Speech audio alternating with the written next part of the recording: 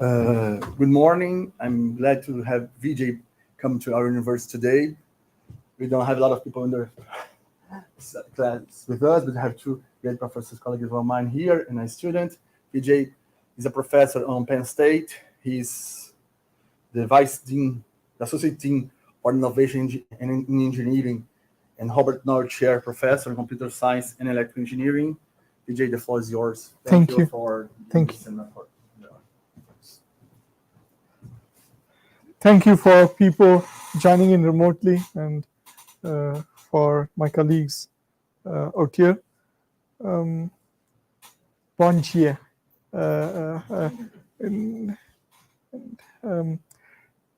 So today my talk is going to be on showcasing some efforts on visual analytics and interface between the application layer and all the way down to a device layer. And I'm going to structure my talk spending a lot more time on kind of background and broader research efforts that I work on because the span of my research is a little non-traditional because of the span it has and because of the touch points that I've had. And I do have a lot of collaborators, as you can probably see from my whatever research map and other aspects of it. I have the last that I counted, I had about 600 to 700 co-authors that I have had, and I have about active collaborators in funded centers together with about 40 to 45 researchers in multiple institutes. And I'm really honored when I go and talk to new audiences, new people, and then I find sitting in the vehicle typically that we have had at least one shared collaborator or other things, as I did find with Diego this morning as well. To write Sandeep and also Lizzie. Yes, Sandeep and Lizzie, as you can see. And this list kind of gives you not all the people who worked on everything in this angle with me. These are the people that I listed who slides or topics have some part of it. For all other collaborators, they know that I rest on their shoulders as well. And of course, I'm very thankful to some of these sponsoring institutions. Just to frame the talk, what I'm giving and giving you my own perspective, I like to build systems.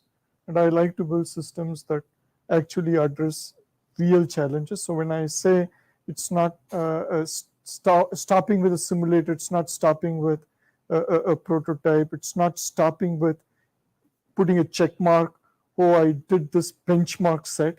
It needs to work in the field, right? So that's kind of the key challenges. And sometimes we tend to be dismissive, oh, we have everything done, that part is engineering.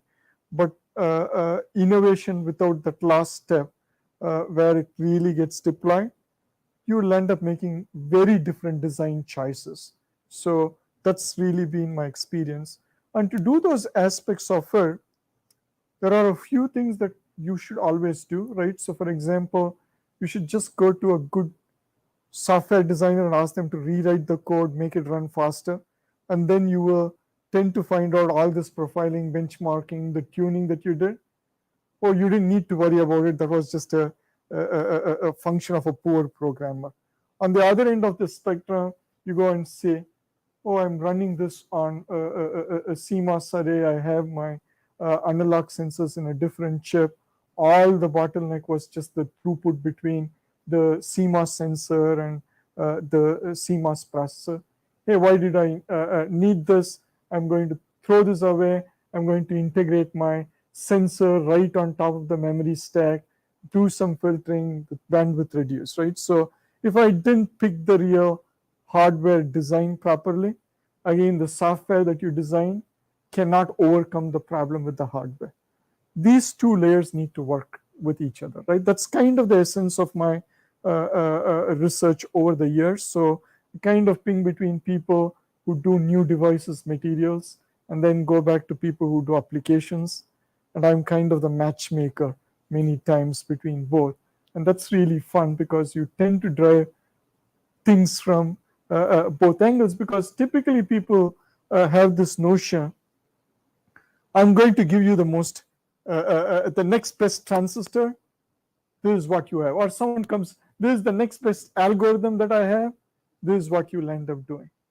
But here you need to recognize, and over the years I've recognized, both ends are movable. No one basically says, someone would come back and say, oh, this is the best I can do. I've already reduced from n cube complexity to n squared. I'm done. I'm the best. Or someone from hardware, what else do you expect? I brought this down from 100 nanoseconds to 25 nanoseconds. You cannot get a fast transistor. But the point is completely different, right? So even you could have got at me from n cubed to n squared. But n cubed to n squared, what is the number of, what is the operation that you're talking about, right? Is this a division? Is this a multiplication? Is this a 2-bit operation? Is this a 5-bit operation? Do you need everything to be symmetric? Is it massively parallel? So those are issues where when you talk with folks, that's really easy. On the other part, because of my notion it needs to be adapter, can you really scale this technology, right? Can you scale it now? At least can you scale it 5 years downstream? Can I scale it if I invest? Can I invest so much even if I am Intel or TSMC? Does it make sense from a cost perspective? These are the real challenges that you need to really consider, right? However, each step based on graduate students or undergraduate students or junior faculty or people who are going to win the Nobel Prize, based on where you are, it's still very important that you do all these steps, right? You still need to do a very simple simulation. You need to do tie example to make sure things work, scale it up. So I'm not saying doing stepwise, all these individual steps are not important. They are all very important, but just don't stop with the first step.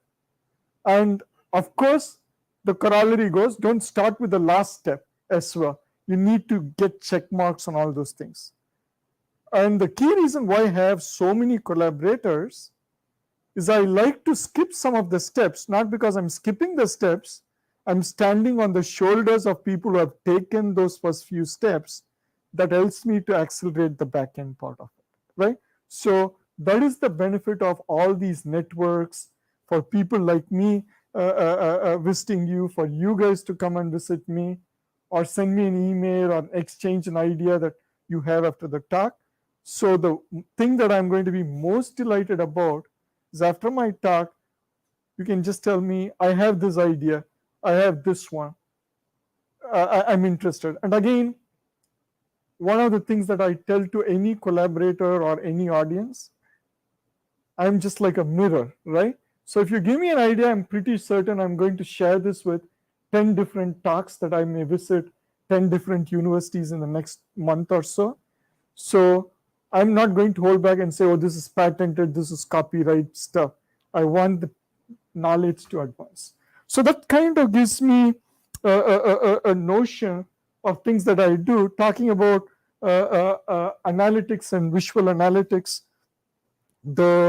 One of the early work that we did was actually looking at people in the stores buying things, right? So these are typically these days you see security cameras everywhere at the airport and other stuff, right? The first place is some of these security cameras, and of course I think in Brazil it's been around for a long time even as well. You have security cameras in all these grocery chains, but they were as said for security, right? And they just record this and then play.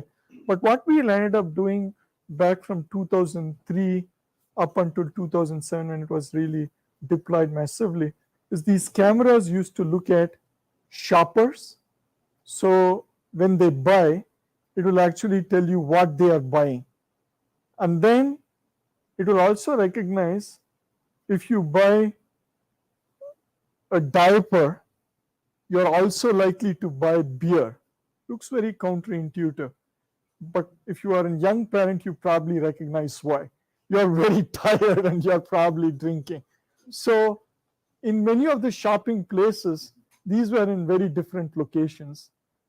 Our research, which looks at cameras of shopping patterns, helps make these type of recommendations, right? And this is now a widely used technique, many of these analytic stuff, but one of the very early work that we did is in this particular space. So that was something that helped the retail industry. Then the type of systems that we started building were more in the defense systems. These were aerial systems, UAVs. Again, these are pre-AlexNet era type neural networks, pretty shallow networks, which were brain inspired. And this was a result in 2011 based on systems built in 2010, which actually showed changing from GPUs and simple machine vision based algorithms, switching it to neural network type applications, and custom reconfigurable FPGA hardware gave you about 2 orders of energy efficiencies with about the same accuracy. That's really what it shows here. This the energy goes down. There's the accuracy on 3 different real operational data set, right? Helicopter moving, a fighter jet at 40,000 feet. It kind of benchmarks the accuracy of 3 different versions of these brain-inspired system. And I actually show you one simple hardware out here. This was a 2-watt system. And this kind of showing you a prototype that we built to validate all these things before we landed up deploying. Is you can see the camera up there on the top. These were toys that I stole from my kids at that point in the lab to mimic aerial view of these stuff. And in the background, you actually see the real-time detection recognition that was happening.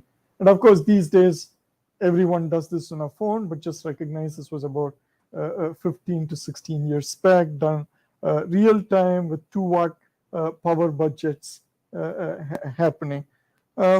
We also have things that went into underwater stuff. So there were a lot of things that my students thought I was doing the bad things, building defense systems, protecting us from other people who don't necessarily do good things. So they wanted me to also be really good. So I started working with a project which was taking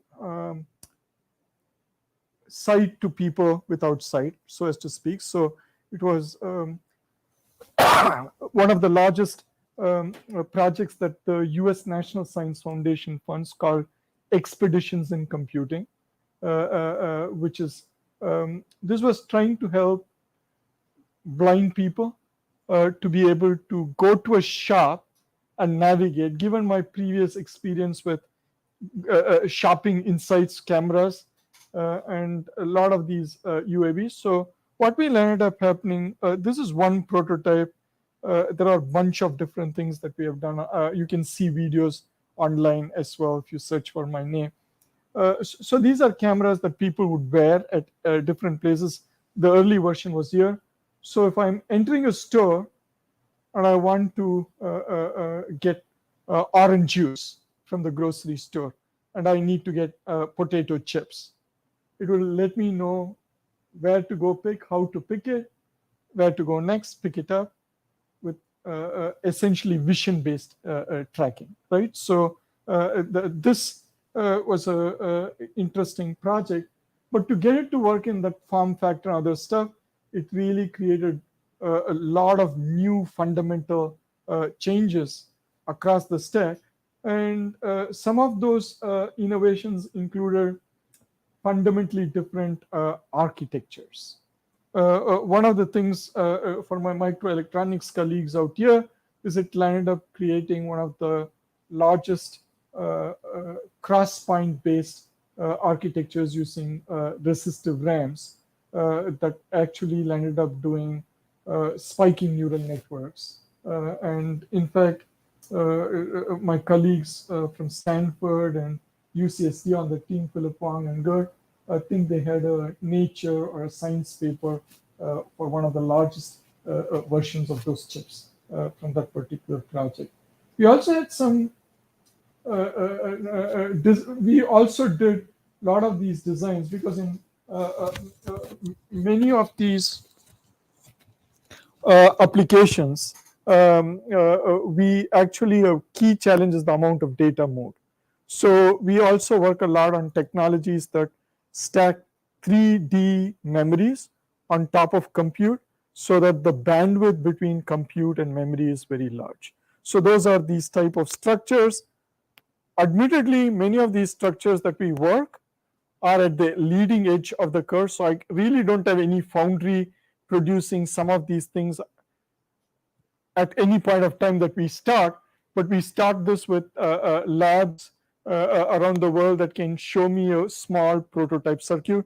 And out here is work done from NTHU in Taiwan, National Tsinghua University. My collaborators there, I work on the architecture and circuit aspect of it, but they are the ones who build stuff out here. So that shows you a monolithic 3D integration. And out here is a phenomena that we actually work on non-conventional computer architectures. What I mean by these are non-one Neumann architectures, right? In fact, the resistive RAM type architectures are also non-one Neumann, but this is even more non-one Neumann in the sense these are icing machines. Icing machines are a bunch of machines where there are a bunch of individual devices. There are some physical signatures. Collectively, these physical signatures are interacting in some way, and the way in which these interact give you some notion of what was the input given to these, and you solve problems in such a way. So you're not writing instructions, you're not telling them do this step, that step, no branch predictors, no cache management, nothing. You're using the intrinsic physics of those devices to compute. And that seems to be too vague. So I'll give you a very specific example. And I'm not going to give you an electronics example so that everyone can understand. And if you need, you can interject and tell a Portuguese name for it if it seems a very strange English name. All of you, do you know about the pendulum clocks? Is it a common name? Pendulum clock, right? Think about 1765, close to, think about all this Renaissance period in Europe, Portugal, right? Think, this is a wooden wall out here. This is a wooden wall. Very good. So this wall, think about putting 4 pendulums, clocks, right? And Diego, when he was hearing all this echo in the beginning, he was so frustrated. So what he does is he pushes. For people remotely, you are not seeing what I'm doing. There are 4 pendulums. Diego gets so annoyed, he pushes the pendulums at different frequency. I tell him, Diego, calm down, take a sip of water. He's calming down. He comes back after 3 hours and he sees all the pendulums syncing together. And Diego's really calmed down and he says, Vijay, you're even doing magic for me, right? But I don't believe you. He gets angry with me again, right? But again, after 4 hours, it happens. It was not Diego. It was now a famous person called Huygens who did this, and he was really frustrated with his advisor. There is a student who's doing her first day in masters today, so it's okay to get frustrated with your advisor, right? Because that led him to a huge discovery, which shows that was happening because it was a wooden wall. They were coupling with each other, so the dynamics of this whole system together went to the least energy state, and it solved the problem. And we are using similar things, but we are not using a pendulum. We are using a nano oscillator or a device like a ferroelectric device that changes its phases out there. How quickly they change phase, how many of them change phase, what's the phase difference between these things, will tell you what was the input coming in. So if you kind of flash a light, change it to an electrical pulse, give it to a bunch of these oscillators, based on what these oscillator outputs and phase information tells you, I may be able to tell, is Gabriel happy with my talk or not based on his facial expression. I'm not going and take the neural network, do this, do that. Everything is happening intrinsically. That's something that's latching on. Many new programs are ongoing in those directions. But again, some of those things. And since I'm in Brazil, I thought I will also show you one more new project, again related to cameras and something that may be interesting even out here. Again, as I said, because of these type of things, I end up going, sometimes I talk now materials, now I have to talk about application. I work with entomologists, people who deal with insects and pollinators. So down at this right bottom, this is now my new passion. We actually have, if people are familiar with, there are two key things. One is all of you know that bees and pollinators are declining. On the other side of it, when you travel outside like me, you also see people screening your bags for insects, weeds, pests, and other stuff. Both are challenging, right? The common way to do this is people sample these things with water solutions, saline solutions at different places, and then the dead insect goes in, they kind of count it. But if the insect is too dead, which means it's dead, and you collect it after a week, it disintegrates, so you can't do anything. So we are changing that type of a system everywhere to a camera that's just looking at a live insect, trying to track it and just do counting, classification stuff. The challenge is it needs to operate totally self-powered for a very long time. So it needs power autonomy, it needs fault tolerance, it needs to be working in a very harsh environment. It needs to detect very tiny things under very variant conditions, right? So this is a project that we have. This is again a project where we work with different countries at this point of time. And if there is any expertise out here or synergies here, we would. In fact, we have been talking to a group at Intel, which actually landed up doing some experiments in the Amazonas area with a small chip that they developed to help a drone essentially do this type of image collection part of it. So if there are collaborators here, that's a project that's renewed now for about 3 years in what's called as a National Research Traineeship Program, which starts on July 1st. So if there are graduate students or others or undergraduates who want to come to the US to do your PhD, that would be a great opportunity as well. Yeah, please make comments. And the goal here is to identify touch points, right? That's exactly the notion. Please. About that project, there is a group here in our program, electrical engineering program. It's called GTA. It's informatics and automation. Yes, it's the teleinformatics, right? Teleinformatics and automation group. their emphasis is on network systems, network engineering, and they had a project a few years ago about spreading cameras in our Floresta da Tijuca, in our urban forest, track animals and forest conditions.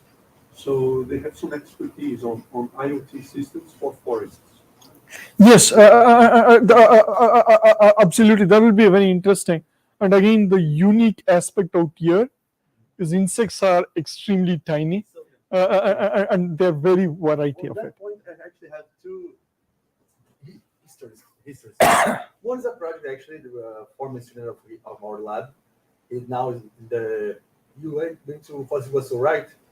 It was really close there, Maringá, another city on the same state. And he, biologist professor, was talking with me because she was one lead expert on bees, and she was asking him for help and she described how they actually work with bees. I don't know, maybe he may know, but I don't know how you guys know. Those experts actually they go in the middle of the field with a probe, open the box, put the probe there, stay out for a while, and leave. Imagine that we have someone just putting a probe in our home for once in a week. How problematic it would be. So she asked him to actually try to build a smart box to get the data, temperature, the amount of bees that are flying. Because one of the problems that is, and she was not that was surprising for us, at least in the lab. She was not a newbie. She knew what she was doing. And even her actually disturbed her test environment every time. Another thing that actually happened, we talk about eco-friendly in agriculture. In Brazil, actually have a federal institute, right? INCRA. No. INCRA não, qual é o nome? Questão de agricultura, Embrapa. They are actually, most of our output, because of them, they are really good on agriculture research. And I had an opportunity to talk with one of the researchers a few years ago. One of the interesting issues that he explained to me was he was working with how the cattle eat. And he said, okay, the state of the art, and he was saying, I almost followed what he said, was there are two ways of you doing this. First, you set the cattle in the field, then you push your PhD students to take photos to actually predict. Okay, I think the cattle eat here because it seems to be eating this grass, so I say that he will eat that and sample the grass. Another technique is you put your graduate students to be the cattle, and with their hands they pick up the grass and take to the lab to verify. Those are actually the standards of their research. And I was thinking, okay, those guys produce a lot of food for the world here, and where they are assuming that their eyes are as good as a cow eating the grass. So one of the things that you're talking about is when you are talking about fault tolerance, limited budget energy, it is that we can actually put those sensors on the animal itself to verify and to enhance this type of research. I don't know, I'm sorry if I'm talking over you, but in this type of, we end up being another intermediary because we're not actually working with the animals itself, where you have the context with Embrapa and other research centers that have those experts and can help the translation, because most of the problem is how can I translate for the veterinarian, for the agronomist? Look, we can do this type of thing. We can actually know the where your animal is eating instead of trying to guess. I think he ate it here. And you can correlate this with the animal itself. So one of the things that this you are right, we can actually, but different, not directly, but can create a collaboration group to work with, is bring those experts and experts like you and us to, okay, how can we build different systems so those guys that already are doing, I'm going to be honest, if I had that type of probe to work, I think I will not be useful at all because I'm not that smart like them. To be able to, through the open field, discover, look, this is the type of grass that's good meat. It's amazing what they are doing. And I think that things like we're saying, Yeah, maybe we'll discuss about that a lot more. But again, the key aspects that I want to bring in unique value proposition in our technology is first is it's a robust sensor that can fuse things, has AI in it to be able to classify, detect, track these insects, and we also have some unique data sets to be able to classify these because we have a insect museum over in Penn State, one of the unique collections out there. But of course, we would be happy to add to those collections. That's really the strength of collaborations. And the other part is our system is engineered to be self-powered, right? So being self-powered, autonomous needs a lot more tuning, not just gathering all the data, sending it to a Google server, doing the large insect collection classification doesn't work, right? So those are unique aspects. And again, use case scenario could be very simple. You could have collaborators, not my team, who basically look at bees entering and exiting, right? Just as you said, there are people who focus on just insect interaction with flowers. Some of these things are very challenging, right? So the background of these are not, again, this is why I say it's easier to get things worked in even the hardest data sets, but it's really hard to, people will say, where is ImageNet? You're just showing this on MNIST data set. But please wait. I'm not talking about MNIST or ImageNet. I'm talking about 30 hours of video on a real application where it shows tangible benefits. I can get 100%, 99% accuracy on ImageNet, which is really awesome. But when you apply the same solution to my real stuff without this tuning, you will probably get 60, 70%, right? So it's over-tuning on accuracy on a data set may be important for you to publish your paper or to make sure people notice you, but that in itself is not sufficient.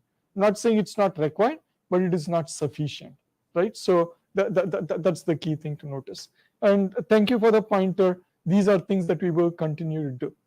There are two large centers that I am a part of that kind of drives my research. One is the processing with intelligent storage and memory. So this is a program supported by Semiconductor Research Corporation and DARPA, which is the defense agency in the US. It's about a $50 million center. And my role is exactly on the topic that I'm talking about. It's basically talking about applications that drive the design for intelligent storage and memory. And when you see this actually has system software, architecture, device circuits, and there are 23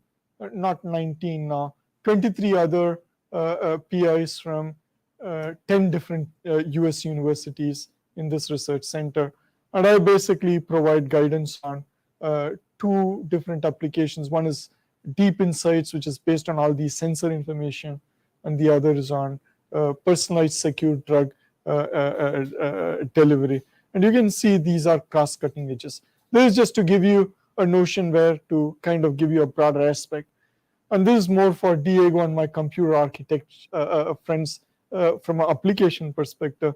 But I'm also involved as the associate director in a more materials devices center on the technology end of it. This is actually trying to find and build these 3D structures that will end up having logic, memory, sensors, everything integrated. But to try and build these things using something that can be easily integrated at the back end of the line. For people more computer sciencey, front end of the line, back end of the line. Front end of the end line is just normal CMOS processing, high temperature. Back end of the line is adding additional layers on the top so that you don't fry things at the bottom or melt things like metal layers. So they are low temperature processes. High temperature, low temperature, if it doesn't make any sense to you, think about pancake, right? If the pancake is not heated up, it's gluey, it's not cooked. Think about a device similar to it. Typically, if you don't get high temperature, the defects and other things don't get cleaned away. The transistors are harder, or memory, their characteristics tends to be worse. The goal is, can you get a back end of the line device that's as good as a front end of the line, right? So if you make stacks of pancake and you do it at one step, can you make all the pancakes to be yummy without making this burnt and this unbaked? Think of the challenge, right? That's kind of the part. But if you are able to do this, you can have very fine grained wires. So this will be looking like one single pancake for you to eat. People may already say 3D exists, but the way 3D exists is I make 10 different pancakes and then I stack them on top of each other. But when I stack them on top of each other, the connections become much larger, right? But when I grow them on top of each other, connections are very fine, which is very good for data movement, bandwidth, density type stuff. And this we are trying to do using ferroelectrics. I'll let you go and read more about it, or if you already work on it, we can engage in conversations on that part, right? So that's another aspect that I end up working on. So that kind of gives you at least two broad perspectives. There are many other projects that I work on, but this was just the intersectionality that I could find really quick to get started with. So here are snapshots, again, of things that we have done, again, just to give you some examples. Here is a 3D integrated design, which basically does a large in-memory compute comparator. One of the common functions in many of these analytic applications is the notion of Hamming distance, right? Hamming distance for very large vectors. So I need to have one feature vector, another feature vector. So for example, when someone doesn't start listening to my speak in the street here, they will think my Spanish or my Portuguese, right? But then when I start speaking, they're adding another feature, my language and accent. Then they know I'm definitely not Portuguese, right? Then they will say, are you from India? Are you from US, right? Are you from Dubai, based on what they know. Now the key thing is they may not have an absolute answer, but they need a match, a degree of match. And here what we'll end up doing is we use a processing in memory approach, where we use a analog digital semi approach, which is doing a massively parallel CAM operation by using the asymmetry in a 3D stack. I told you about good transistors, not so good transistors. We turn that disadvantage to an advantage so that we can use, instead of using, for example, again, you have most significant bit, least significant bit, right? Typically what you need to do is, as the bits become large in the analog domain, you need to size things differently. But now the gap between a good transistor and a bad transistor makes the sizing much better for us. So we can actually do very effective in-memory comparators for a bunch of different machine learning applications. So there is a bunch of papers in that direction. I just wanted to kind of show you one example of it. But many times for all these AI machine learning type techniques, if you just have it on paper, if you do it on future technology, if you do it on TIE stuff, by the time you get things done, someone already has a product in it, right? So sometimes you also need to make sure things work with current technology, things that are already there that can work tomorrow, right? And that is one such project. This is actually a work done with Intel and in the architecture team headed in Bangalore. Here the key concept was, of course, Intel has more processors.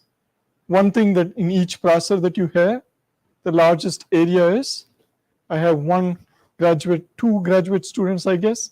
So I can, if you open up a chip, right, a processor, what will you find most in area? What will take the most area, you think? What type of memory? Cache memory, right? So can I? He's happy. I taught them.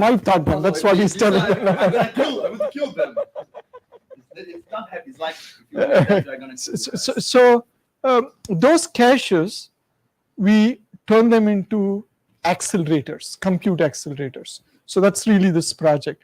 So how do I use a cache as a compute accelerator? And this question, I'll be really surprised at the graduate students' answer, or even some of my own peer colleagues who are younger than me. How will you do you know how you would calculate logarithms in a physics lab or chemistry lab in high school? How do you, when you needed to use a logarithmic calculation and let's say doing pH calculations and other stuff, you had some chemistry labs in high school, right? Not like that. You had, right? High school. How would you do the calculations? You would do it in a calculator. On your cell phone. Definitely I didn't have a cell phone in my graduate school, right? And calculator, I had to be really rich. I wasn't, right? And most of, and even if you were rich, you couldn't get. But there are so many students, they all did calculations. How do you think they did calculations? That was the professor in Vijay. He said there were some rulers with log scales, and they were taught here for the technique. They were taught how to use it many decades ago. And that was a group. Wasn't that it? Yeah, I'm just trying to make you think, right? I'm just trying to make you think. That's exactly what I want. What's your answer? No, I'm asking you. I don't have calculator. I don't have a cell phone. I want you to calculate logs. What do you think you can do? Sine, cosine. I could do everything. I didn't have calculator.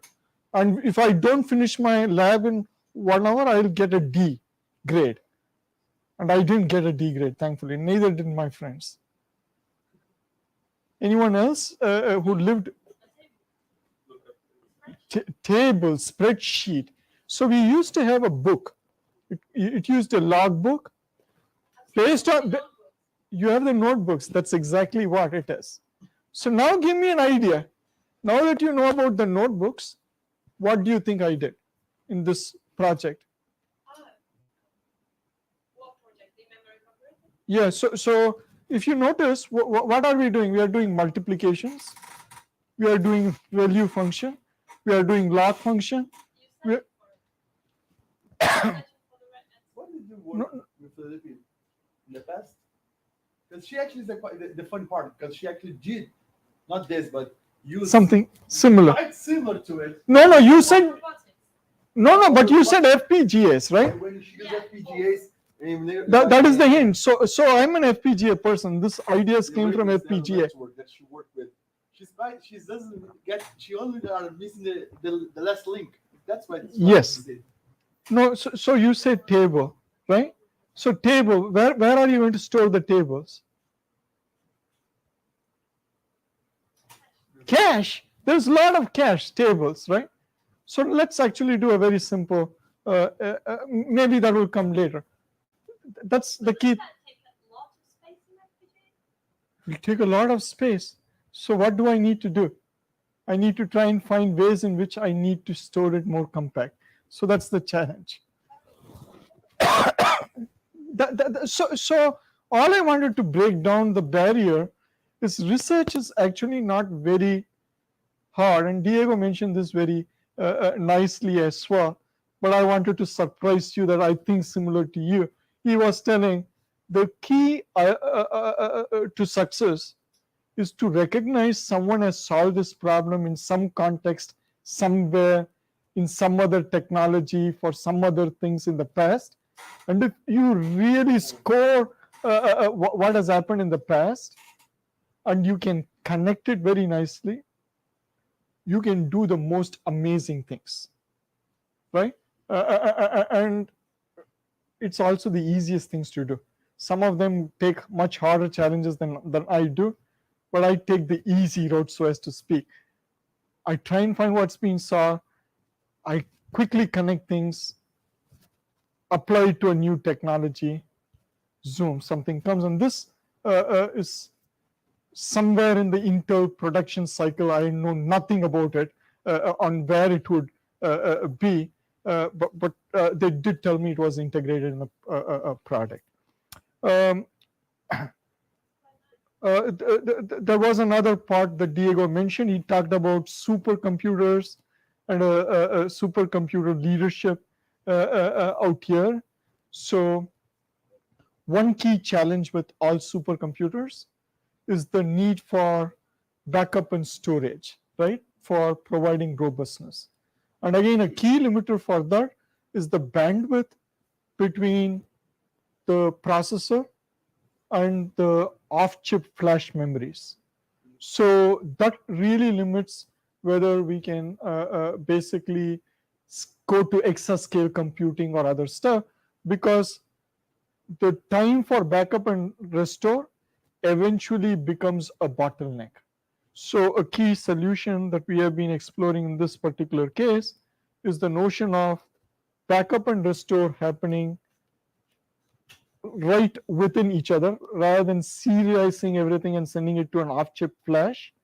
We basically do the backup and restore in situ. So you have a non-volatile element, a volatile element, and they are massively parallel within the chip.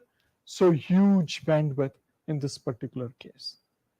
Of course, we have not tried this or motivated this from the supercomputing angle. The way we approached this was more from our energy harvesting solutions, because I'll be computing this video analysis with this insect. Suddenly, if there is the shade, the power will go down, and suddenly I may drive down the battery, right? It will go off. And if I calculate it so much, just because the power goes for a fraction of a second, it will be crazy, right? So I need to be able to quickly save and restore the state. If I needed to provision for offloading it back to the chip, I would be overly conservative, right? I will not do too much work. This offload shift is like real time synchronization? This is Like To real time. avoid so for example, think about your cell phone or anything today, right? So if you have your processor, let's say you have the cache, it has a lot of state that when powered off will go down, right?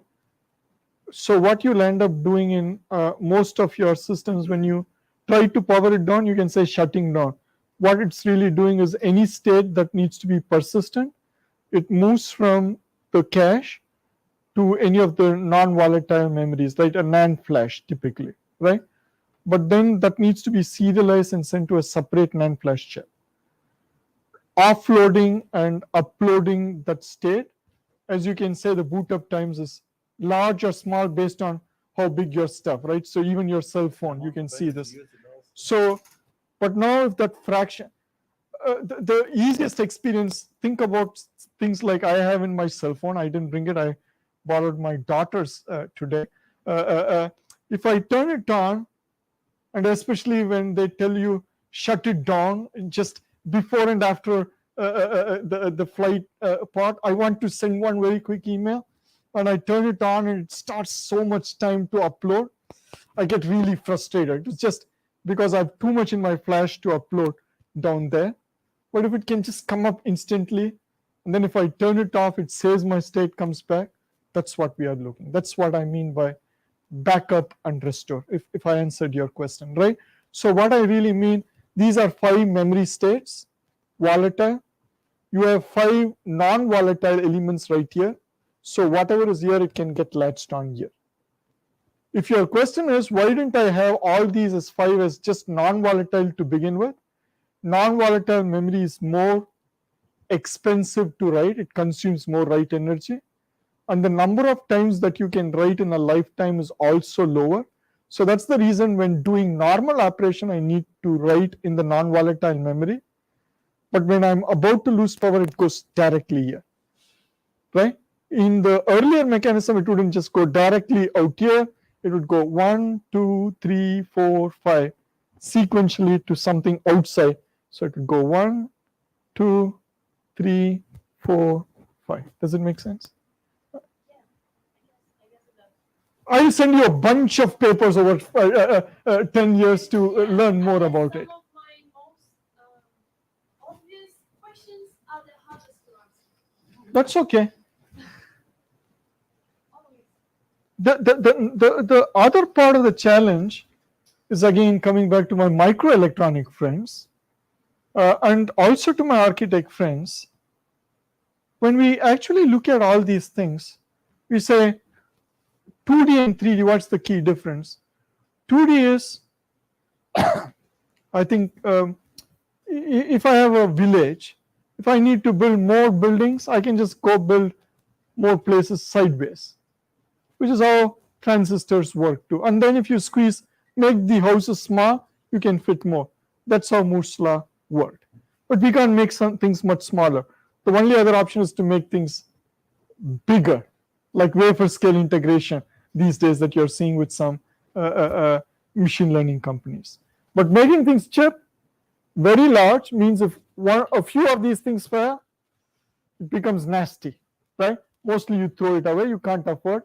Of course, you can say fault tolerance, whatever, but can work for some very unique stuff, it doesn't work. So making things large is not easy.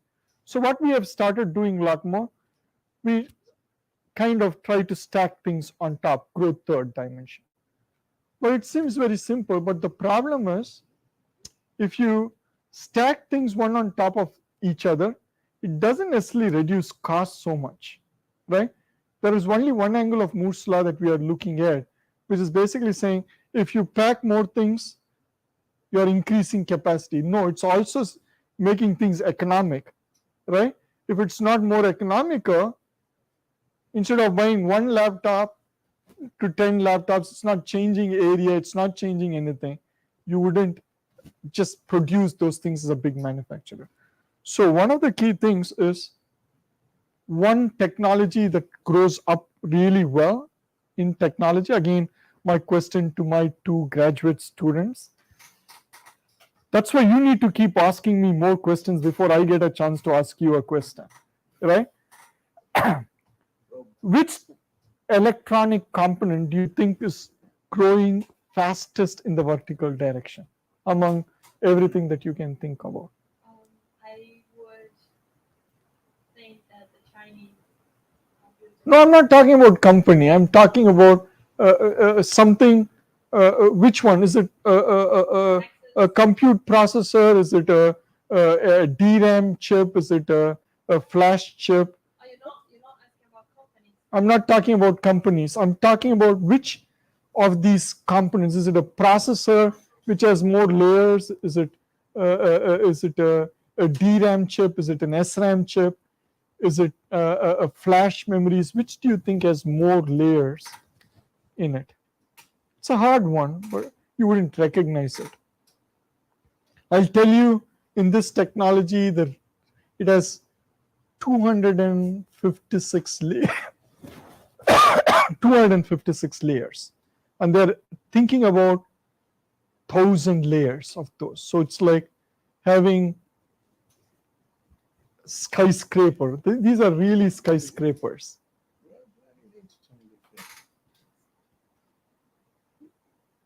Why do you think you're able to store so much memory in your cell phones? 8 GB, 16 GB, SSDs. What are SSDs? Do you know the technology beyond this? The solid state drive. Flash memory. Yeah, so NAND flash technologies, right?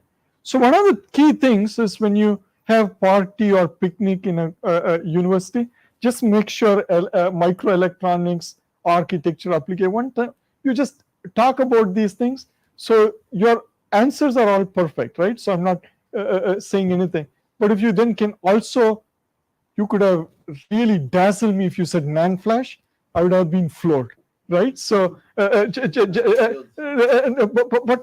those are tricks that you also need to use, right? When you talk to an interdisciplinary audience, don't stop with SSD, persistent store, whatever. If you can make that small connection, I talk it's NAND flash, or I say it's a floating gate transistor. You get them so excited, and you will also get new opportunities to intersect. That's the key thing that I wanted to point out. But coming back to my NAND flash, there the key thing is they're able, as they grow more layers, they are not increasing the number of lithographic steps to do it proportional to the number of layers. So when they change from 256 to 300 layers, they will not proportionally change or increase the number of layers as they do. Cost remains. So that's called as a parallel 3D integration process. What we are trying to do with some colleagues at IMEC is to try and see whether we can extend this to logic circuits. Can I build a bunch of different things? Everything is going to be identical, but can I actually build circuits? So we have been doing very basic primitives like adders and started with multipliers to show this can be done with these type of logic, because as you know, in these type of memory is very uniform. So the wires, it has almost no control, but in logic you have, can you do something?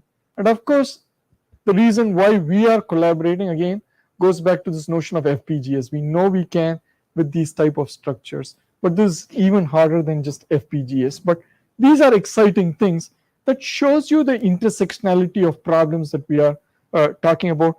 And all these are recent real things that we have. I don't know how much more time we have, or maybe we and we can stop anytime and take. Now I'm actually going into my real advertised talk with just to give you a more technical detail. These are, we take workloads. I'm going to skip some of the motivation slides so that I actually get you to things that are relevant to this audience. So one of the things we do is we take workloads. Yes, please go ahead. Leave at noon. So if you want to take, give me questions, or if you want to even share some perspectives of your own projects or any overlap, I'll be happy to hear that. Your video will be entendi.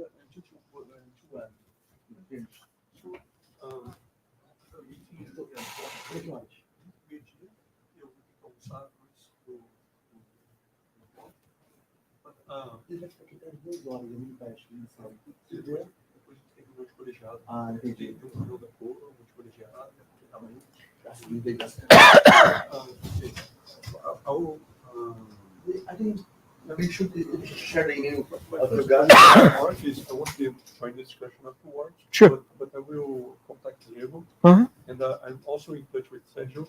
Sure. So we'll keep in touch. Sure. But a few remarks, if you please do. Don't mind, about our research. We have been doing CMOS images for a while, and there are intersections with your way of thinking, in the sense that we try to put image processing at the focal plane using the same analog transistors that you use for the image capture. So our pixel is not a 3D pixel; it's a current mode capture and signal processing pixel. It's bigger, so the resolution is slower. And we have done that 2 or 3 times, increasing the image resolution and changing from block coding to subband wavelength style coding.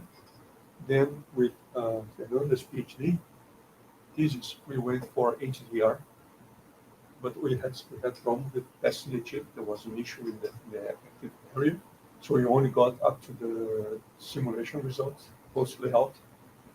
And now we are developing CMOS imager that's biomorphic in the sense of spiking. So we plan to have DVS, dynamic vision sensor, Yes. plus ATIS, asynchronous time with image sensor clock, 2x2, and we can replicate to make 32x32. And we are aware of the work by Vertical Advance and the people in ETH and the Sevilla Institute of Microelectronics. And we are making plans to run neural networks in spike mode on the results from the chip. Yes. So one of the things, in fact, I'd like not to talk about the same talks at different places. I just gave about 2 or 3 spiking neural network stuff. So we already have infrastructure for analysis of spiking neural networks for doing all these image analysis stuff. We work with both the Intel Lohi 2 as well as the Brain architecture, and we can also do experimental SNN hardware with NeuroSEM. So that's something we could definitely leverage part. And on the device sensor angle, one interest that we have is some of these oxides. They also basically have optically tuned characteristics, right? So we want to try and see whether there is a joint optoelectric control to do some active pixel controls. So we are specifically looking at dual gate structures, where we are seeing whether one gate could be optically induced, the other could be basically electrically induced, and can we then use this to tune the resolution or whatever of the sensor. So those are 2 things where we would have some shared interest. Programming weights as well, programming weights of neural networks. Absolutely, we can do that as well, right? So interest that I have is, again, I don't work on the sensing circuit part of it, but I'm very interested in trying to find ways in which you can combine the sensing and the compute and sensing and the memory. So the duality of the sensor is a critical component in the system design angle that I'm interested in. And about the infrastructure that you have at Penn State for neural network training or spiking neural network training? Yes. Can I send you an email asking for a few references? Absolutely, we'll be happy to share that part. Yes. So I will have to leave, but I'd like to thank you for the talk. Thank you very much. Hopefully this is helpful. Manda, eu vi e-mail se não tiver. Os 17 estavam com ele. Thank you. Thank you. Thank you. Have a good flight. Thank you. You're staying for a while? For another 4 hours, yes. 2 hours. That's. I was supposed to leave yesterday night, but I thought I'm here this much. I should stay one more day and then do it. Right, and they tried the best to knock me because they kept changing the flights. And then I don't want to remember that. I almost got stuck in Europe with this. It was not for instance, both of them are really younger professors like me in the on the whole universe. Yeah, they wanted me to leave at 8 a.m. today when I did so much stuff. I said no, and then they finally managed to get me at 6:55. I think it ended up being perfect because we are going to be stuck here for a while in our lives. So it's a huge opportunity for collaboration. Yeah. Thank you. Thank you. And if you can connect me to some of those insect people that you're talking about, that would be great as well. I will talk to one of them, probably the head of them. Okay.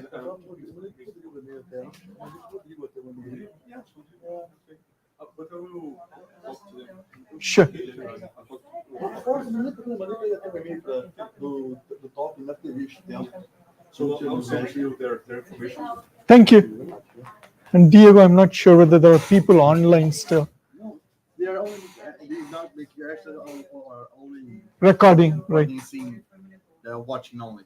Okay, thank you. It's a little bit complex, and usually people don't ask a lot of questions. Okay. What is usually helpful, but it's fun. But one of the things that you showed me that I think that one you probably want to talk to Lizzie on the LUT computing.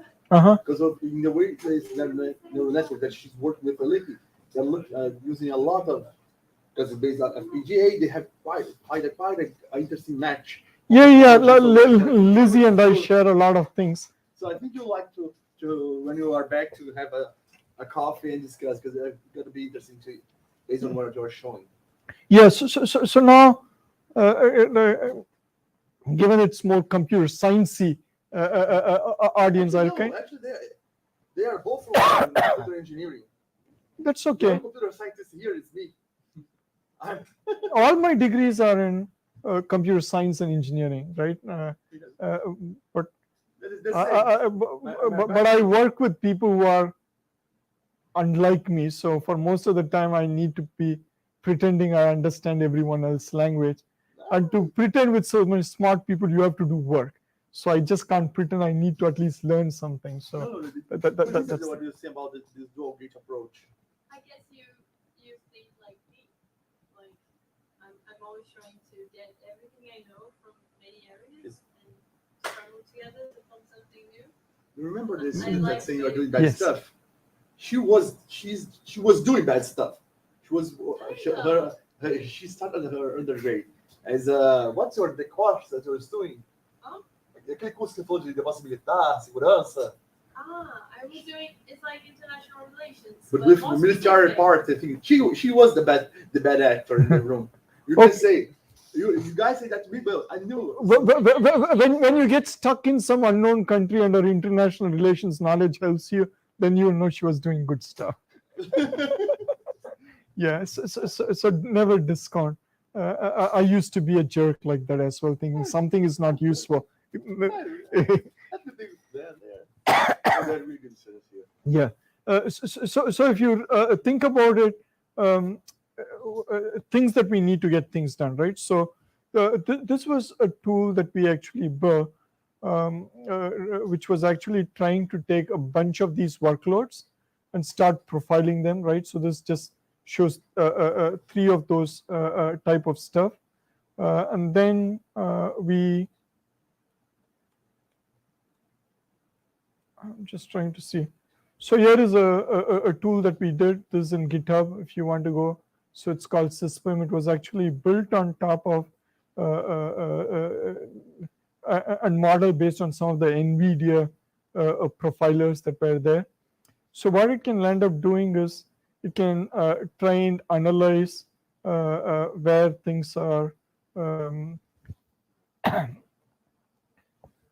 spent, where is the computational bottlenecks, where is the data flow bottlenecks, data transfer bottlenecks. And it kind of gives you a lot of information. But in this particular context, the answer was pretty obvious. A lot of these neural-based networks are where a lot of this video analytics is done. And it also talks about memory bottlenecks is key.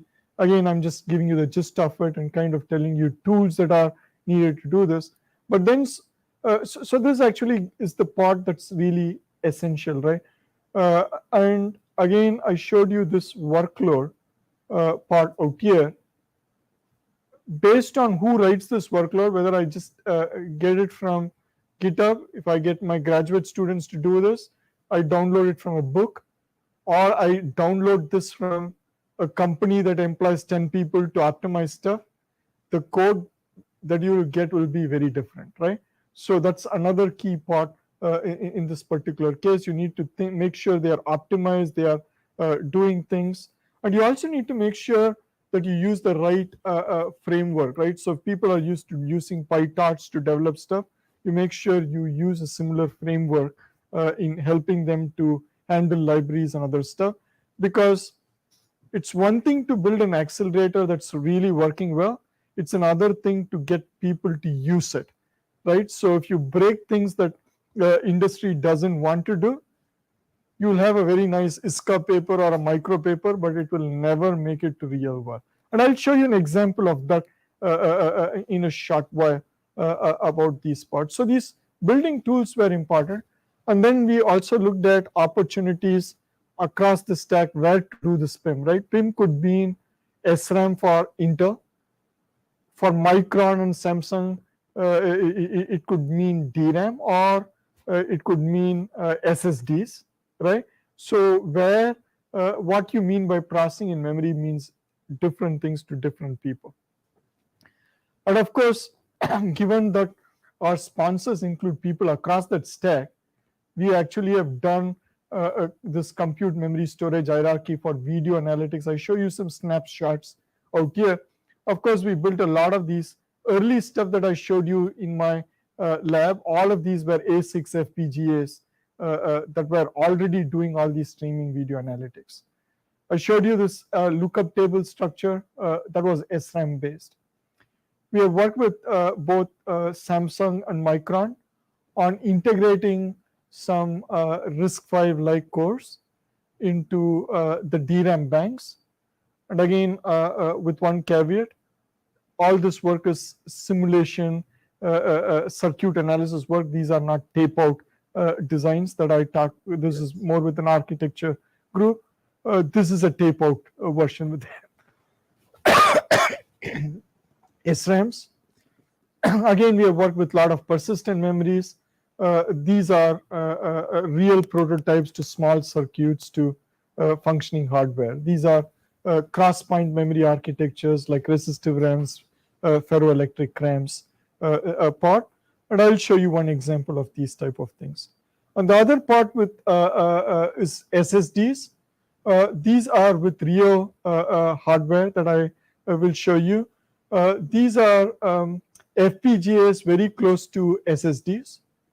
What is in the research stage that we, in the hardware side that we are just doing in simulation at this point, is actually doing compute within the SSD, not near the SSD, but compute within the SSD. How do you use the NAND flash, this 256 layers, to start doing compute? And you probably already have an idea. If I use this as a lookup table, right? A huge lookup table. Can I do something? But with one huge problem that we are still solving. Flash as a very big challenge when it comes to writing endurance. So I need to find a way to reduce the number of writes and still use this to do all the computation. So that's what gives you the gamut of stuff. And in interest of time, what I'm going to show you is some highlights of this pieces, right, that you can actually see. Do you agree? You had a question? So here is something that actually shows you how technology and architecture comes in. So what this is showing you is one layer, layer 1, is a normal SRAM memory cell. Okay? Yes. Do you know NGD systems? It doesn't exist anymore. NGD. Yes, I will tell him, but it doesn't exist anymore. Yeah, it doesn't exist anymore. Okay, you can tell me. It's a company that work. They got Work with in-situ computing, like they exactly develop what you're storage talking about. systems. So they put an FPGA close on a SSD system and sell and sold around. And try to sell it. Yeah. And they sold a little bit, but it was a startup because it was from Yeah, he was professors. focused on fog computing, and I was involved with that research in my first internship. And And I guess it's what you're looking for. no, it's So if it makes you feel worse or better, this topic is again not something new, right? So if you go back and look at some of these notions, these are existing from 1960. And in my own personal case, the first student that I started working with on this topic was back in 1998. And we actually built systems in the DRAM with an FPGA in the DRAM to do the smart memory. The reason why it didn't work was very simple. When we plugged this into the DDR interfaces, the latency of these wires is very small. So when I insert the FPGA and then taking care, as you said, I could make it work for most scenarios, but for someone to make it as a compliant DDR memory, it had to be compliant DDR memory for all the crappy cases that will never happen in my lifetime. But I can't do it, right? So to your point, the idea is not necessarily completely new, right? Bringing memory and compute together. Even in my notion, it kind of precedes 20. No, I agree. All I'm saying is I'm being appreciative, and if you thought, oh, I worked on this project, they started a company, it failed. But I just want you to also know, and I'm going to give you one more example. Netiza was a company that basically integrated FPGAs close to these SSDs. They actually got bought by IBM. So IBM bought Netiza, a company that does something similar to that. I think they end up not getting. Sometimes people don't tell about some of these things because they don't want any competitor to know. So for every time you see, oh, I worked on this with my professor, it failed, there are other stories where it is really successful. So it doesn't mean your idea is good or bad. No, there is another thing. We because of colleagues, things like that, we work with them. They close the company, but it doesn't mean that they don't sell or end up being, if I was saying, but in a bigger company. It just means that as a sole entity, they don't exist anymore, because as you said, they are doing actually those smart drives. They are pushing logic inside with FPGAs close to SSDs to write writing, to do the problem that she worked not that she specifically doing actually some machine learning processing. Yes, so you can actually buy from Samsung. These are this. So there are two aspects to it. One is those device and technology with FPGA sitting next to an SSD. You can buy them online today, right? From Xilinx, for example, sells it. Samsung is starting to sell it as well directly. But what I'm talking about when I say about technology, new things, that part is not just putting an FPGA with the SSD, but as I mentioned to you, now can I use the SSD itself without a separate compute unit to do within the compute? But then what it does is, typically when you access an SSD, it needs to support block interface interactions to the SSD. Now, how do I block interface to an SSD is just read-write commands. How do I do compute commands with read-write? How do I actually change a memory array to do any useful computation? So those are questions that we are still answering.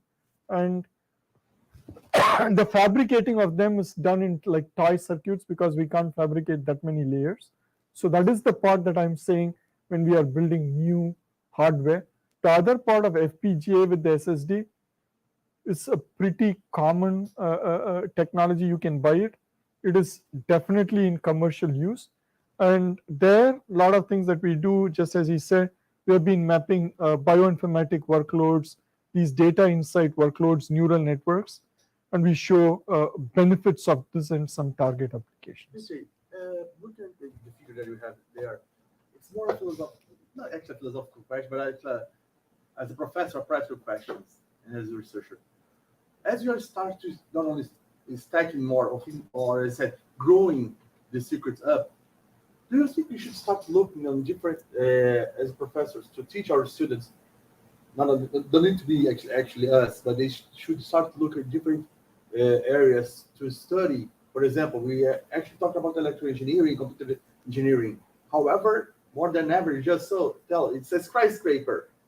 It's something that's cutting edge for civil engineering. and they think about a lot of things.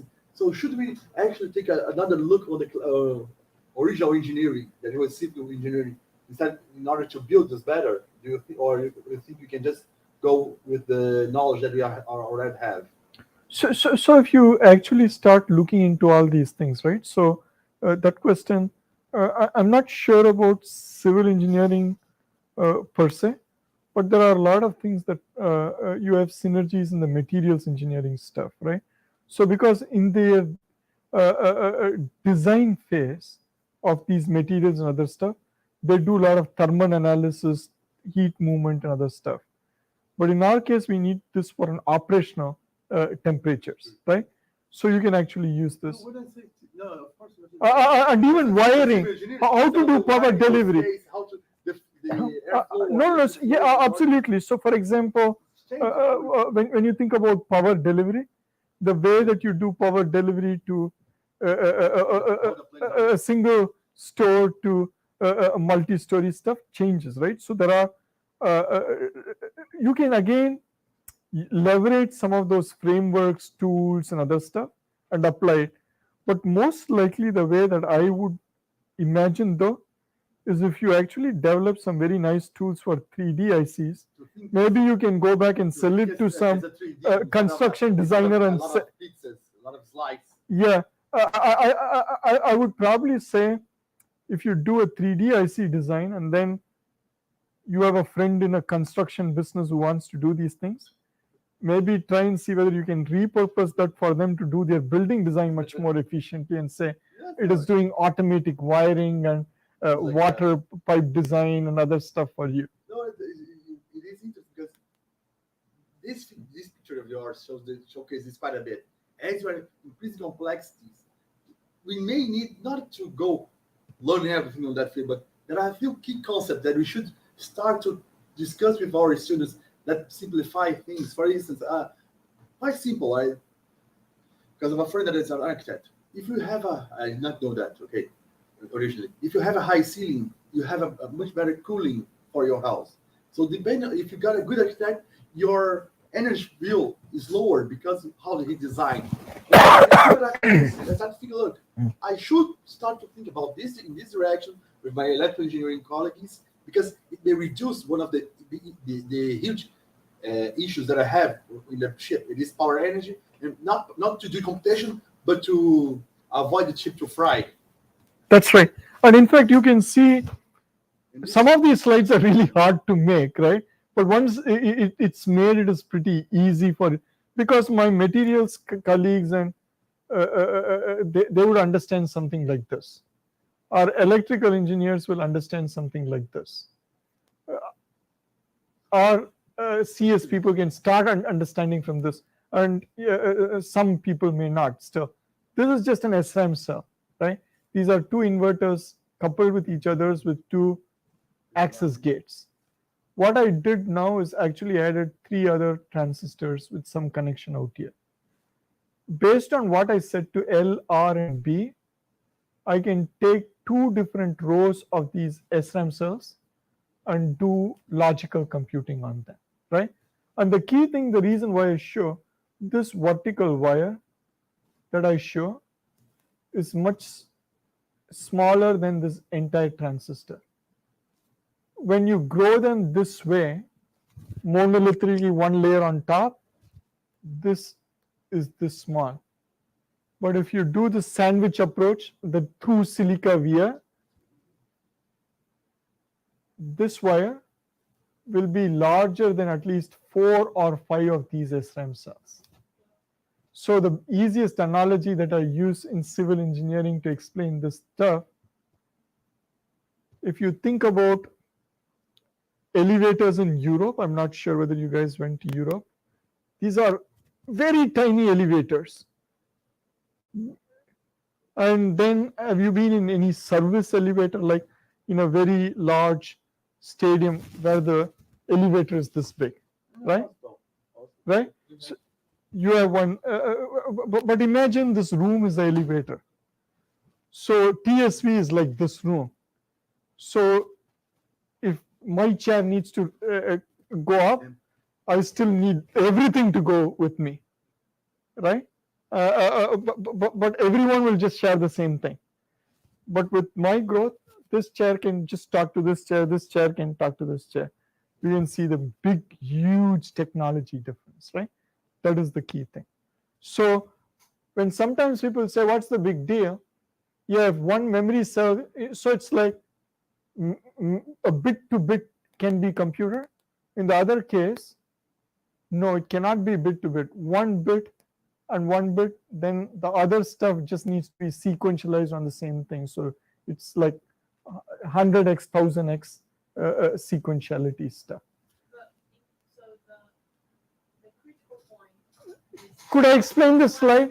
Let me explain this slide, then we will take your question and probably talk. So what I can do is, if I set L, R, and B, then I can basically land up trying to do NAND, XOR, OR operation with two different memory cells for each and every bit. The other version that we built and taped out is essentially, rather than add this L, R, B bits out here, we basically added this layer, which is similar to the FPGA lookup table structure. We basically get the data from two different rows, select 0 and select 1, right? And we basically set this data 0, data 1, data 2, data 3, and you can basically again do a lot of different functions with this. So what you'll end up doing is you have a new instruction set architecture for this logic in memory, and you can do all these operations. And the key thing is, you can also see, instead of activating one row, I can activate multiple rows, n rows. And again, that depends on the fidelity and noise accuracy margins that you want. And you can now start doing in situ computations. Of course, the easiest ones are just logical operations.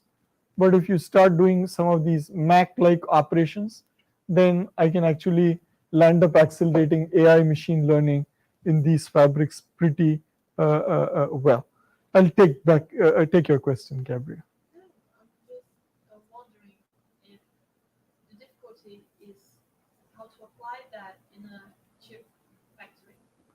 Like, they do it in a way that is not. This is a question. Do they do it in a way that it's not possible to have layers?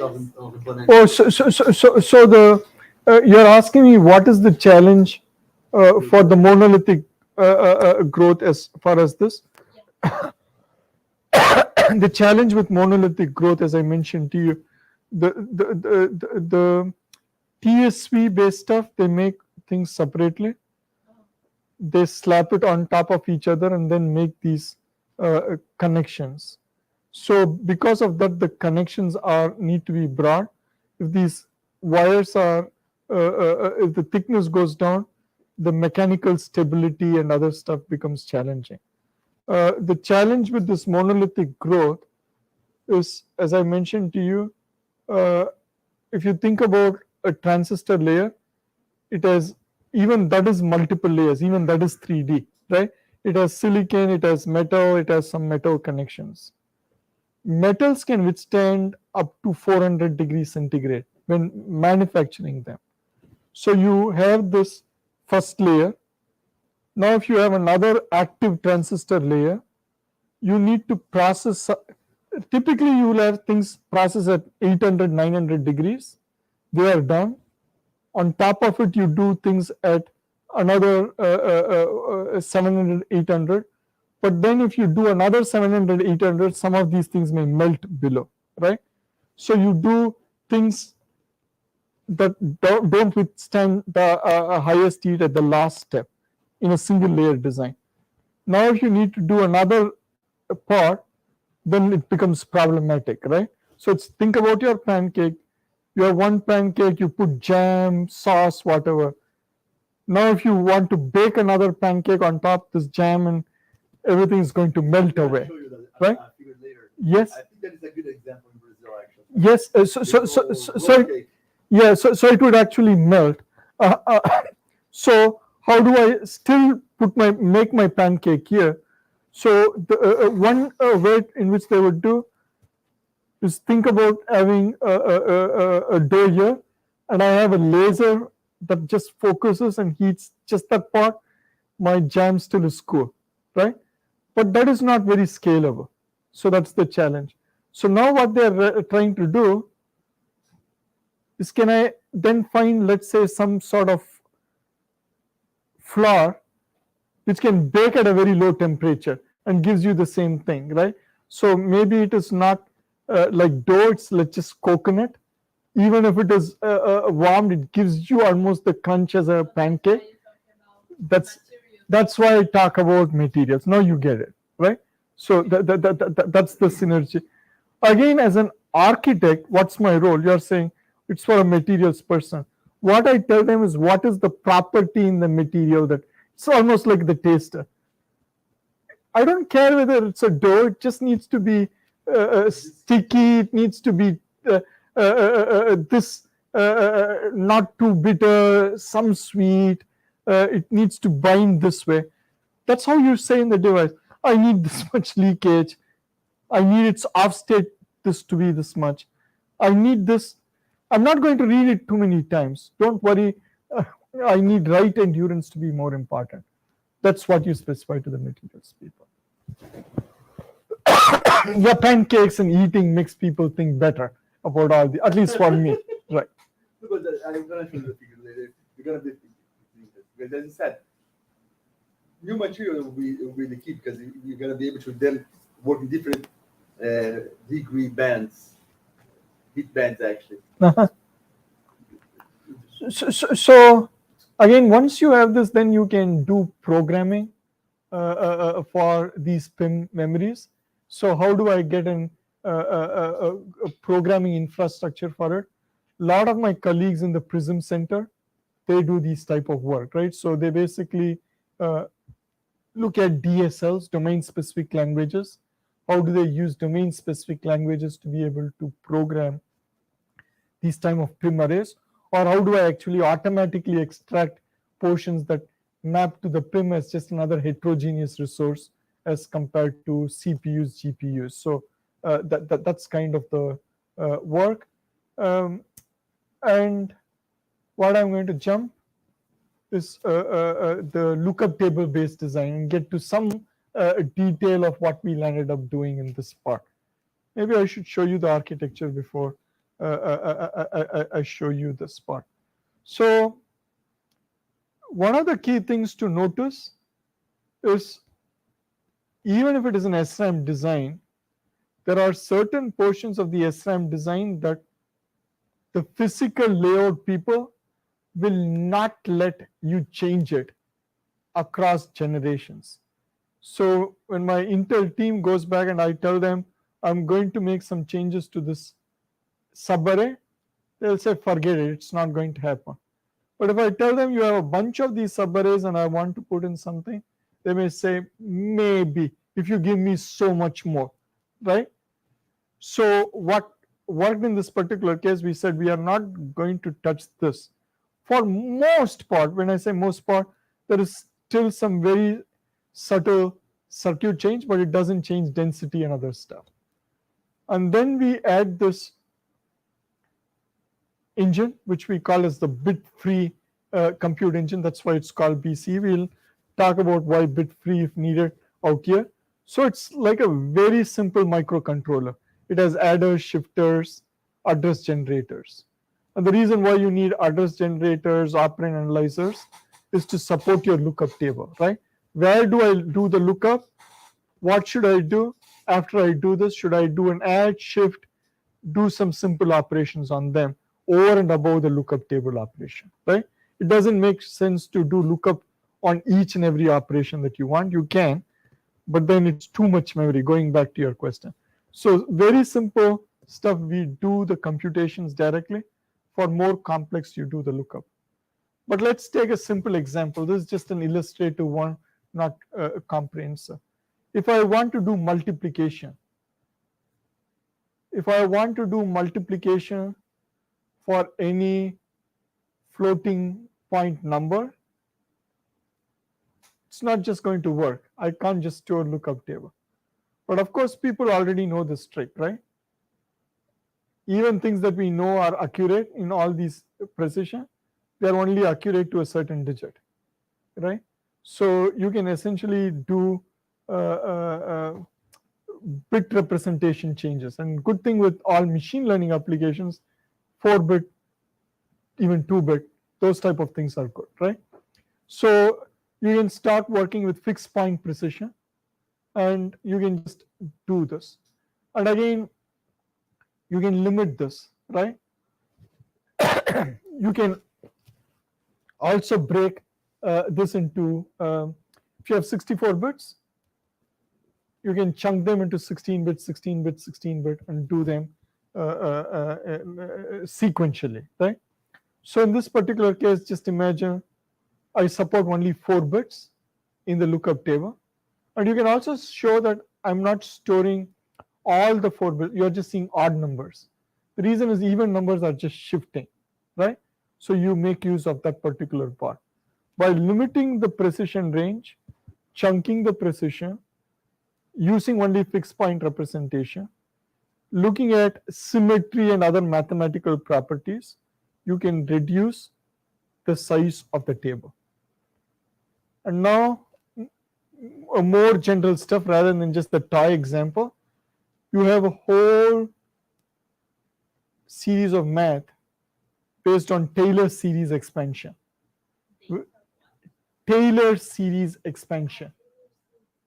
You should have learned sometime in a numerical algorithms course, right?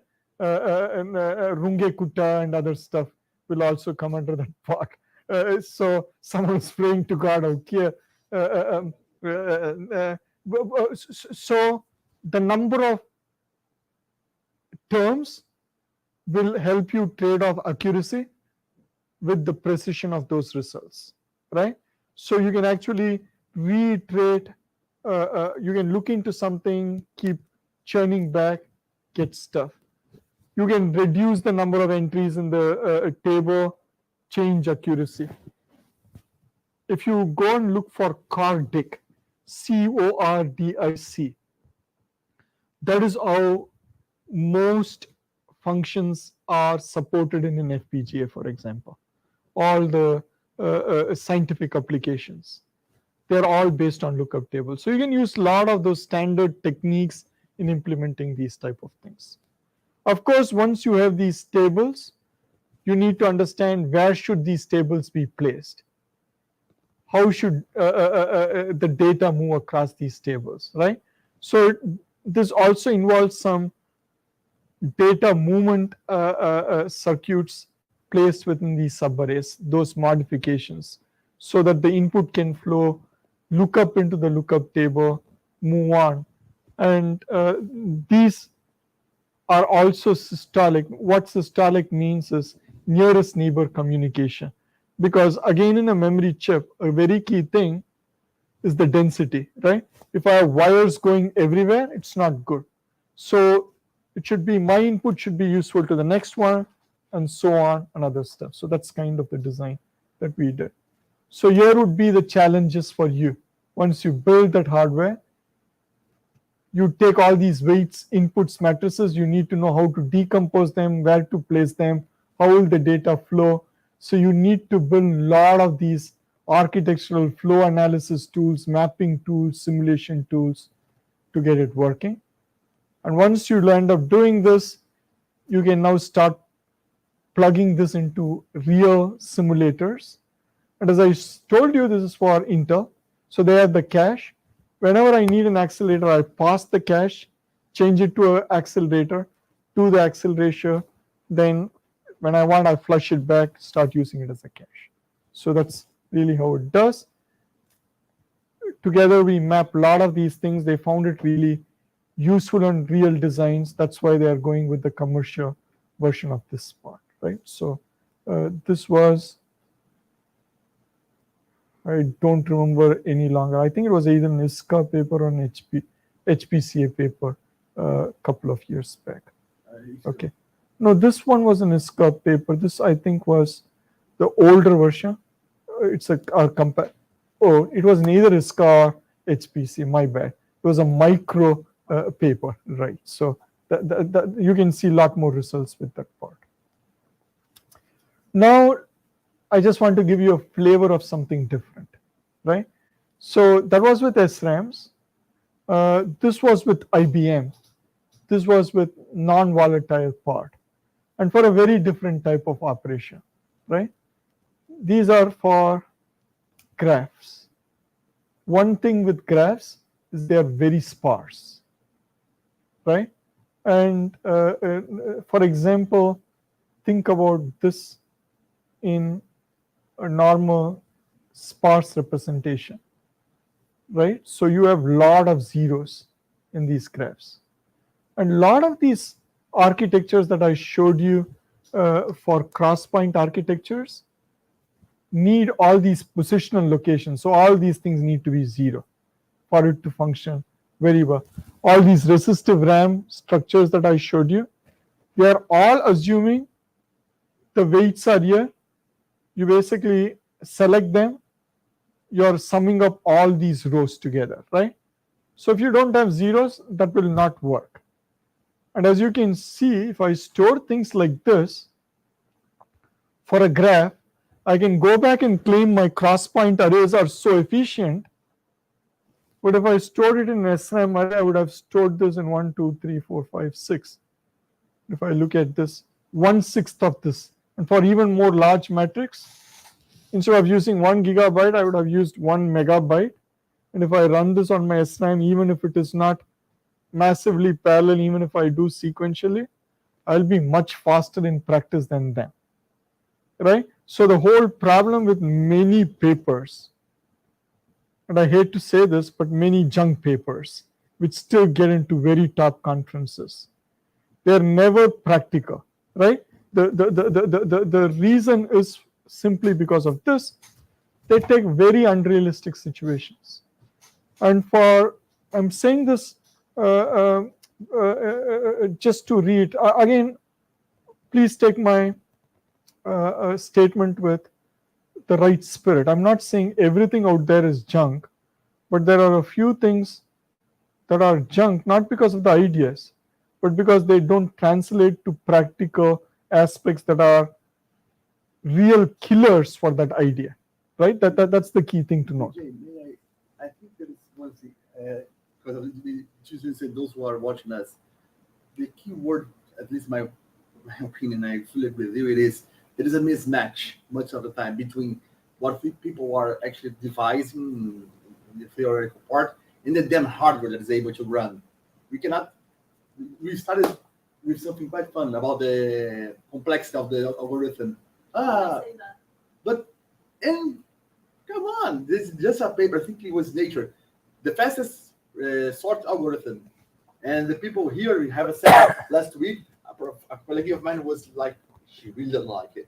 She will hate us right now because she's for theoretical graph part. Hi there, Selena. But it's true because we need to think of where we are running the problem. Our abstract solution may be great. However, if it's a huge mismatch between the idea and the hardware that's feasible to run, the performance doesn't exist at all. Maybe it's even unfeasible to run our idea. And at least what I'm seeing also in a lot of conference products that we are using, there is this mismatch. I studied a lot. This is the behavior, the mathematical behavior of the problem, and then forget about not only computer architecture, but also electrical engineering and how the device actually works and what it can give you. And we have them, as you said, those almost junk science. It's not junk science because it has its merit. However, it's not feasible to be used on the at least that's how I see. Yeah. So again, given that there are a lot of students watching this, there are two aspects that I want to kind of bring in right here, right? Each work is very good in its own context, right? There are ideas, it was validated, it was evaluated. But the key thing is to note that just because a paper comes from a great group or even from a large company or other things, doesn't necessarily mean it's practical. It's not necessarily the way it is done. So all I want to make sure is you're not misled by some of these claims and other stuff which doesn't contextualize things appropriately. There is absolutely no problem in saying I'm good with this in MNIST. That's what they typically show. But then there is some sort of a projection that's then done. Okay, this is on MNIST, this is on something else, this works. It wouldn't, because if you think about the wiring, the area, the size, it just doesn't add up, right? So you need to think about the representation. If you use the sparse representation because this is the only way I can do it in my hardware, and impose this sparse representation on a software designer running out on a GPU, absolute crap, right? Because there they will not use the sparse representation, but they will use this. I always have a challenge with this sparse, the more denser representation that captures the sparse data better, right? But this is actually the normal representation that lands up being sparse. So I just want to make sure that I don't confuse you there, Paul. But you need to use more compact data structures, not the data structure that is good for your hardware but bad for others. Then you're going to do better. So software, hardware needs to be co-designed for that particular stuff before you say you outperform stuff. That's the important angle to think of. So the synergy is really important in this scenario. So the key part out here is here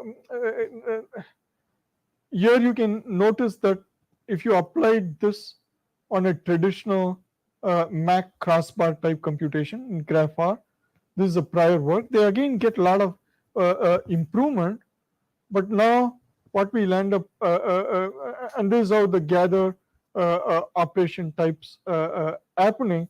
You can see there are a lot of redundant computations on the zero edges out here, and conversion from sparse to dense overhead, right? So software still does it this way. They need to translate it, map it to this. That's why this doesn't work. So what we'll end up trying to do is we identified a new mapping.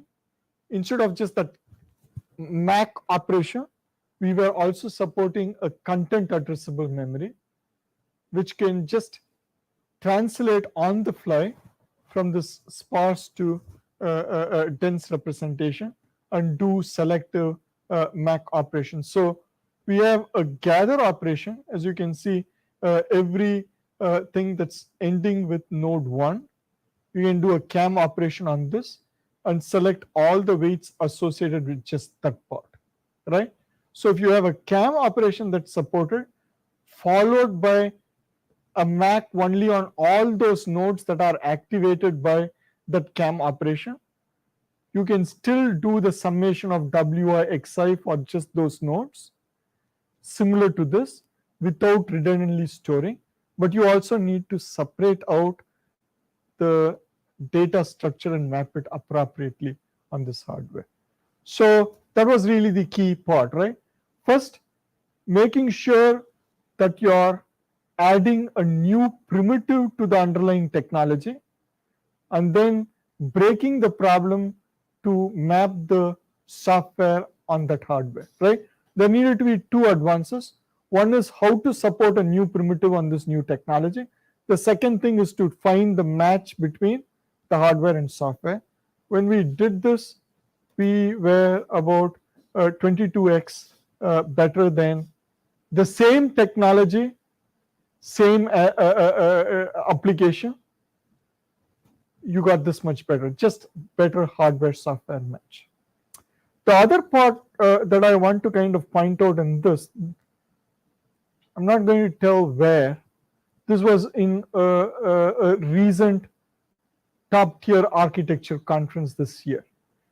You should read the entire paper, and then there is this one paragraph that they wrote, probably because I can know it. If this is recorded and they happen to hear it, I don't mind. I wrote a really crappy review for just that part of it, which basically said this whole thing is fake. The reason I said that there was an entire architecture written with the assumption that the memory technology was suitable for that many writes, right? The endurance of that particular technology is about 10 to the power 6. A single execution of the large GPT-3 type algorithms that they mention would have taken 10 to the power 9 writes. And then there is just one small line which says, similar to all other resistive RAM papers or phase change memory papers that have endurance issues with their online learning, we don't solve the problem, but we reduce the number of writes by this much. So I see the perspective. Again, I'm being harsh on them, but maybe 20, 30 years back, maybe it's much easier to find a material with endurance that is 10 power 3 less than the others. It's really depends on your broadness of your thinking, right? So maybe I'm the one being myopic, but all I'm trying to say is Don't say that this, yes. So I just want to define my notion of crap. Sometimes what's crap to me may still be valuable 5 or 6 years because this is the best the materials guy could have done, and you had a model large enough to fit this. But the part that I don't like is these to be buried in 1 or 2 lines at the very end. If I just say this upfront, I know that these endurance challenges are there. There is a likelihood that these could be solved. I know it may take a long time, but it's much likelier to solve this with an endurance of 10 to the power 9 rather than 10 to the power 12. We bring it to 10 to the power 9. This is the value of the paper. If you like it, like it. If you don't do it. Don't write the whole thing and then because the most part when we look at people interacting with each other, and I see this in my practice out here, my materials people come back and say, Vijay, I see this other group, they say it's a very good computer architecture group. They already published this. Why are you struggling to use my hardware and do this? I have to go explain them and then show them this very small fine print and then say, oh, I get it. Otherwise, they really think I am the one who's telling them bullshit. I'm not capable of doing anything. Right? I think there's sorry to interrupt you, there's a huge merit in trying to make things that works. Even if they are not economically feasible yet, but at least you can say, look, I built a prototype. It's working. We have these issues. Because if it's abstract, okay, the idea, as you said, it is great. However, you should never excuse the problem is a lot of these things, for most of us computer architects, we don't build them, right? We do simulators. And the fidelity of a simulator is really, really important. People have gotten really good about it, right? We report latency, we report these things, but sometimes we miss interacting parts. We figure out, for example, there are things, if you actually start doing things like GPT-3, you can't really assume you have all the layers unrolled. You have to do layer 1, switch layer 2, layer 3. And if you really think about, again, even switching layers, it means write operations, right? If you change weight from one layer to the weight of the other layer, it is one operation. And you then now just think you run this 10,000 times. It is 10,000 writes just for updating the weights. Forget about everything else, right? So these are the intricacies that you land up when you implement the system. But having said all these things, these are still great strides, right? Because as I said, for a very tiny neural network that I need to put on my inset camera, I can still make it work at a much lower energy than what I can do with anything else. I would like to, if you allow us to finish our conversation today. Based on your personal experience, what type of neural networks you think it should be feasible to focus on those low power device? Or you think can we do move on of evolution neural networks, or should we look at different type of neural networks? As you're I don't have the answer to it. These are all open questions, right? Okay, There are many people looking at it. Of course. On your experience, what you, the feeling that you have for the students, like actually in both of computer architecture and also machine learning, we see that people are trying to find a good match, or at least a thumb rule to help them select the architecture that should enhance. Of course, when you're doing a GPU, it has to be huge. We know the overheads, but we have those low power devices right now. It's almost laughable how powerful they are actually. When you look at the end, like remember those T-Mode Sky, those of sensor networks, how miserable they were in computational power. Now we have a RISC-V or things like that, which has much more computational power with the same or even smaller energy footprints. However, what I see, at least talk with other researchers in a few studies, how can they navigate it? That's something. Yeah. So again, the reason I say I don't have an answer, because to some extent it depends on the application. So for example, we have just multi-layer perceptrons, like 3-layer stuff, which we have in IoTs for predictive maintenance and motor vibrations, right? There are very tiny, 10-layer specialized networks that are used for some implantable devices. So based on your target application, these can be very small, right? Because in many things you are learning about very specific things. So you can customize and tune these things to still be very small and very effective. And then there are things like these cameras that I said, right? They're almost ubiquitous. It really depends on accuracy levels, how many classes you need, what you need. So those are the notions. And concurrently, there is huge advances that are being just made in machine learning itself on transfer learning. You learn things on a very large network, move things, push things to a very small thing. So that's the reason I say when I think systems, it's really a holistic perspective, right? You see what can fit, what meets the needs, what techniques can you use, and that's really where the biggest bang happens. Yeah, in my case, actually, my guiding principle on this when I'm working with colleagues end up being latency, inference latency, because after you machine learning guys, they want to train and got excellent accuracy. My problem is once these things are built, I need latency.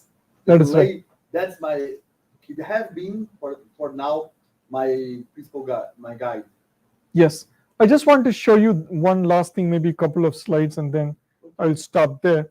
So this is the near SSD stuff. It shows you links, and this is a project which is more driven by my own needs. I have a lot of video. If I want to annotate, do these type of things and query, when did I meet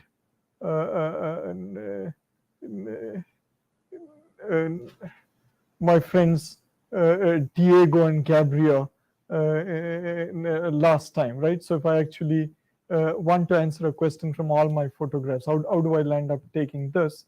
The big challenge in these type of queries typically is I make the query, it goes to my storage device, brings in all the data out back into my storage device, analyzes these things.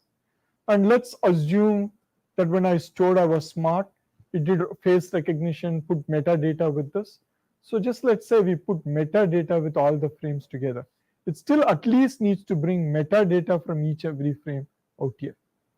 In contrast, what I want to do is this new read, where we basically have this very smart storage, video storage, which has these metadata. So I basically do a read, or my read is basically going to be a query read, right? It says bring me all frames with these two faces together. It filters out all other entries using this operational handler, which is a very simple microcontroller out here in the SSD, and then just brings frames. And so instead, if I really think about this, if my query was bring me the frame where someone is feeding the giraffe, it's going to look for at least 3 attributes. It's going to looking for animal, it's going to look for person, it's going to look for food, something labeled that.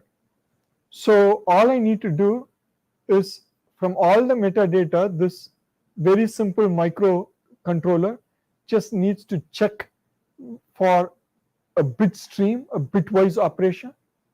If those bits are not present, it doesn't transmit. If the bits are present, it transmits. So even in this very simple tie example, out of 3 frames, I just need to send 1 frame. And I just spent 3 bit operation comparators. But that needed changes, right? It needed change to how I organize my video. It needed some interface changes.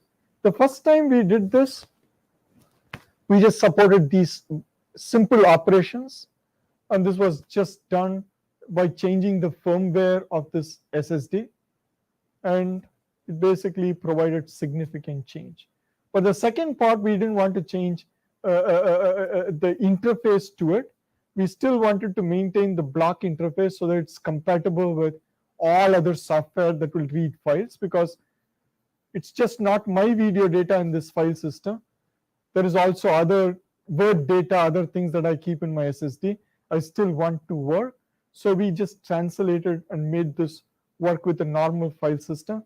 But that's more systems part, but that kind of tells you how you do the same thing. You make this compatible with the file system. This is basically a trick using the inode. If we need, we can do this. And we implemented this along with the Intel folks. And it works. And we now are able to scale this because all the video doesn't fit in my one phone. So that's why I have 3 or 4 phones. I can make a query to all my phones and still get these type of things done really quick, right? So that's kind of the story about all these things. And finally, the proof is when they actually run on at least a tie demo. That's something that I use as a metric for my student. I say, eventually, if your papers get rejected just because someone doesn't like it, that's fine. Show me a new capability. Let me see it runs. Show the world it is there. Maybe people will not appreciate it now, but 5-10 years later, they will know you built it first, right? Yeah, but the last part is that that's why it's the bread and butter here. Yeah. Again, there are huge challenges. Again, for some of you starting with research, if you're watching it later when you record this, right? The research sometimes has 2 problems. If you're too early with your ideas, people think you're not real. And in fact, I know for a fact, some of those systems that I showed you with the camera and all these things, people who were in my lab who saw those were so excited. People who were not there, they were just thinking I was making up results with some very tiny data sets that were not working, right? The reality is true, because until you actually get things and you're in the leading edge, sometimes it takes challenge.